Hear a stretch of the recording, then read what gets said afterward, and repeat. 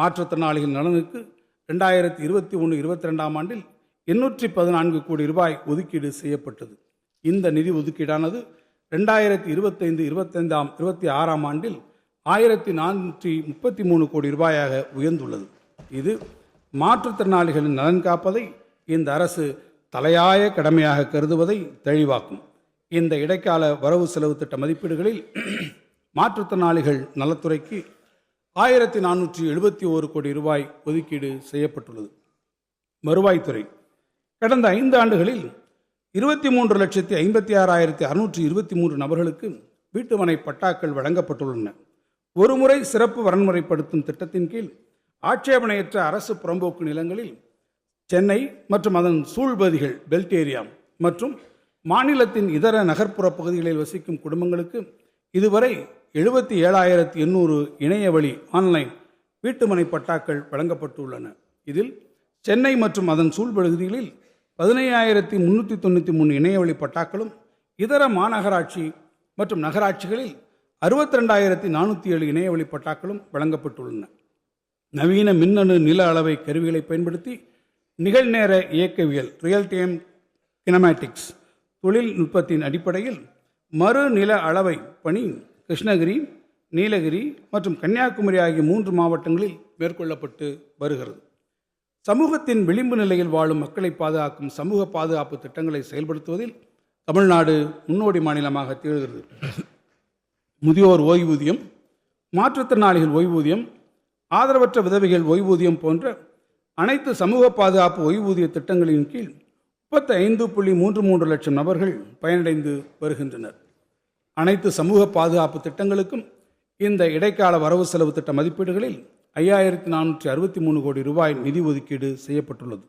பள்ளிக்கல்வி அறிவை விரிவு செய், அகண்டமாக்கு என்று பாரதிதாசன் பாடியதற்கு இணங்க கல்வி செல்வத்தை குழந்தைகளுக்கு வழங்கி அறிவு சமூகத்தை படைத்திடும் நோக்கில் முதலமைச்சரின் காலை உணவு திட்டம், இல்லம் தேடி கல்வி, புதுமை பெண், தமிழ் புதல்வன், கல்லூரி கனவு, எண்ணும் எழுத்தும், நான் முதல்வன் போன்ற முத்தான பல திட்டங்கள் முன்னெடுக்கப்பட்டு வருகின்றன.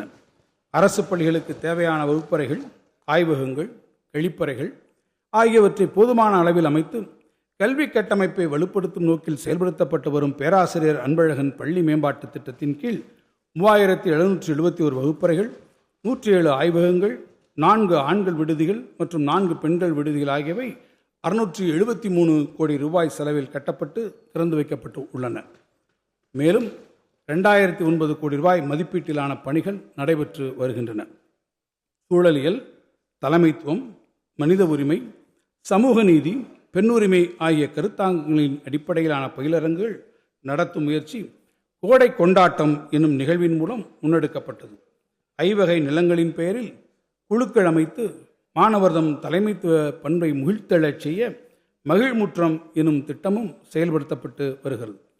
மாணவருக்கு கற்பிக்கும் ஆசிரியர்கள் நலம் பேண ஆசிரியர்களுக்கான முழு உடல் பரிசோதனை திட்டமும் செயல்படுத்தப்படுகிறது. பிற மாநிலங்களிலும் குறிப்பிட்ட சில உலக நாடுகளிலும் உள்ள கல்விச் சூழலை அறிந்து கொள்ள மாணவர்கள், ஆசிரியர்கள் ஆகியோருக்கென சிறப்பு சுற்றுலா திட்டங்களும் செயல்படுத்தப்பட்டு வருகின்றன. சென்னையில் நடத்தப்படும் பன்னாட்டு புத்தக காட்சி தமிழை உலக மொழியாக்கும் மிகச்சிறந்த முயற்சி என அனைவராலும் வரவேற்கப்படுகிறது. அறிவார்ந்த புலவர்கள் கூடி விவாதிக்க சங்கம் வைத்து தமிழ் வளர்த்த மதுரை மாநகரில் உருவாக்கப்பட்டுள்ள கலைஞர் நூற்றாண்டு நூலகம் தென் தமிழ்நாட்டின் அறிவாலயமாக திகழ்கிறது. அறிவை பரவலாக்கும் முன்முயற்சியில் கோயம்புத்தூர், திருச்சி, கடலூர், சேலம் மற்றும் திருநெல்வேலி ஆகிய மாநகரங்களில் மொத்தம் 902 கோடி ரூபாய் மதிப்பீட்டில் நவீன நூலகங்கள் அமைக்கப்பட்டு வருகின்றன. மாவட்டந்தோறும் நூலகங்களை மேம்படுத்தி அறிவார்ந்த தமிழ் சமூகத்தை உருவாக்குவதில் முனைப்புடன் செயல்படுகிறது இந்த அரசு. பிளே ஸ்டோர் மற்றும் ஆப் ஸ்டோரில் இருந்து பாலிமர் செயலியை QR கோடு மூலம் பதிவிறக்கம் செய்யுங்கள். செய்திகளை உடனுக்குடன் பெறுங்கள்.